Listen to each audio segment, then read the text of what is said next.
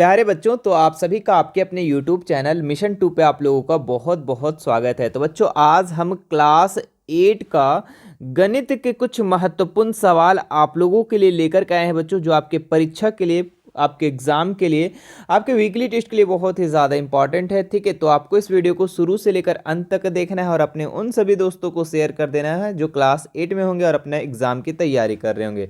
तो चलिए फिर शुरू करते हैं इसके सबसे पहले नंबर सवाल से। देखिए, इसका जो सबसे पहला सवाल दिया गया है, चतुर्भुज के सभी बाह्य कोणों का योग कितना होता है। ठीक है, तो कोई भी चतुर्भुज हो बच्चों, ठीक है, पंचभुज हो, चतुर्भुज हो, छह हो, कोई भी भुज हो, उसके बाह्य कोण जब भी पूछेगा तो हमेशा का हमेशा 360 होगा। याद रखिएगा, बाह्य कोण जब भी पूछेगा, वो त्रिभुज हो, चतुर्भुज हो, पंचभुज हो, षटभुज हो, जो भी भुज हो, ठीक है, उसके बाह्य कोण जो होगा हमेशा 360 होगा। अंतः कोण चेंज होता है, याद रखिएगा, अंतः कोण जो है ना सभी में चेंज होता है, लेकिन बाह्य कोण सभी का सभी सेम होता है। बढ़ते हैं नेक्स्ट सवाल में, क्या है, आयत के सभी अंतः कोणों का योग कितना होता है। तो आयत किस तरीके से होता है बच्चों, इस तरीके से, ठीक है, जिसकी लंबाई ज्यादा हो और चौड़ाई कम हो। इसकी अंतः कोणों का योग कितना होता है, सभी कोणों को अगर हम मिला देंगे तो 360 होता है। कितना होता है, 360, यानी कि ऑप्शन नंबर सी इसका राइट हो जाएगा। क्लियर है। चलिए आगे बढ़ते हैं। नेक्स्ट सवाल, निम्न में से कौन सा आयलर सूत्र का सही रूप है। ठीक है, तो इसमें से अगर हम देखें बच्चों, तो ऑप्शन नंबर ए जो है ये आयलर का सही रूप है। ठीक है, एफ प्लस भी माइनस ई बराबर 2। ठीक है, इस तरीके से भी कहीं कहीं लिखा रहता है, ए प्लस भी बराबर में और ई प्लस 2। ठीक है, ई प्लस 2 ऐसे भी रहता है। ठीक है, तो ई इधर आके यहाँ पे माइनस में हो गया, कोई बात तो अलग है ही नहीं। ठीक है, आगे बढ़ते हैं। नेक्स्ट सवाल, गोले में कितने फलक होते हैं। तो याद रखिएगा बच्चों, गोले में एक को भी फलक नहीं होता है, तो 0 इसका राइट आंसर हो जाएगा। घनाभ में कितने किनारे होते हैं। तो घनाभ घनाभ किस तरीके से होता है बच्चों, ठीक है, बक्सा देखें, बक्सा, ठीक है, किस तरीके से होता है, ऐसा है ना,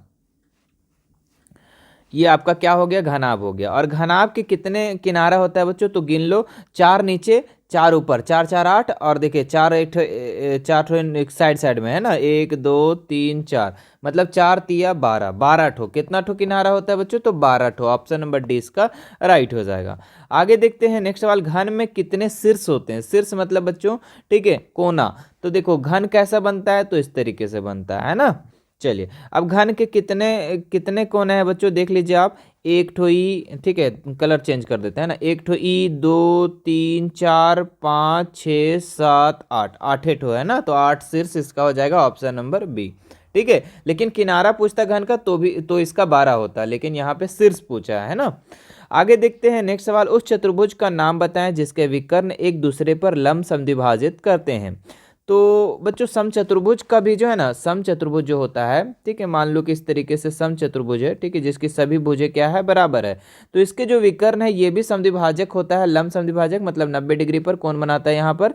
ठीक है, और वर्ग का भी, ठीक है, वर्ग का भी जो विकर्ण होता है वो 90 डिग्री पर कोण बनाता है। ठीक है, तो यानी कि ऑप्शन नंबर सी इसका राइट हो जाएगा, दोनों। ठीक है, आगे देखते हैं नेक्स्ट सवाल, त्रिमीय आकृतियों के उदाहरण है, मतलब 3D आकृति कौन है बच्चों, इसमें आपको बताना है। तो 3D आकृति घन, बिल्कुल घन भी आपका 3D आकृति है, घनाभ भी और गोला भी है, यानी कि इनमें से सभी इसका राइट आंसर हो जाएगा ऑप्शन नंबर डी।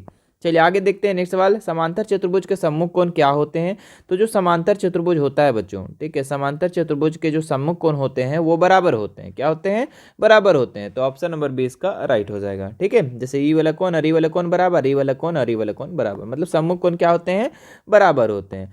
चलिए लास्ट सवाल है बच्चों, ठीक है, इसका देख लीजिएगा, यदि किसी बहुभुज में 6 भुजाएं हैं तो इनके कितने विकर्ण है। ठीक है, तो इसका एक फॉर्मूला होता है कि अगर मान लो कोई बहुभुज में 6 भुजा है तो इसके कितना विकर्ण है, तो विकर्णों की संख्या का एक फॉर्मूला होता है, फॉर्मूला को भी याद रखिएगा, कभी कभी क्वेश्चन का फॉर्मूला ही क्वेश्चन आ जाता है ना, होता है n-3/2। ठीक है, चलो, तो कितना भुजा दिया है बाबू, तो 6 दिया हुआ है, तो 6 लिख देंगे, और 6 - 3 और बटा में 2, चलो इधर कर दो, 6 में से 3 गया तो 3 बचा, और नीचे 2, तो तिया 6, तो 3 तिया कितना हो गया, 9, यानी कि 9 विकर्ण हो जाएगा ऑप्शन नंबर सी।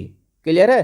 ठीक है, तो ये था बच्चों आप लोगों का 10 महत्वपूर्ण सवाल, ठीक है, जो आपके एग्जाम के लिए, आपके परीक्षा के लिए, आपके वीकली टेस्ट के लिए काफ़ी इंपॉर्टेंट था। ठीक है, चलिए फिर बाकी और भी इसी तरीके का वीडियो अगर आपको चाहिए मेरे प्यारे बच्चों, ठीक है, तो आप हमें नीचे क्या करेंगे, कमेंट कर देंगे, प्यारा सा एकदम मोहब्बत वाला कमेंट करेंगे, ठीक है, ताकि हम आपके लिए इसी तरीके का वीडियो लाते रहे। चलिए फिर मिलते हैं नेक्स्ट वीडियो में। थैंक यू सो मच, ठीक है, हमसे जुड़ने के लिए बच्चों। हमारा Instagram, Telegram, WhatsApp group, WhatsApp channel का लिंक हम डिस्क्रिप्शन में दे दिए हैं, वहाँ से आप हमसे ऐड हो सकते हैं और बेझिझक हमसे कोई भी सवाल कर सकते हैं। चलिए फिर मिलते हैं नेक्स्ट वीडियो में। Thank you so much.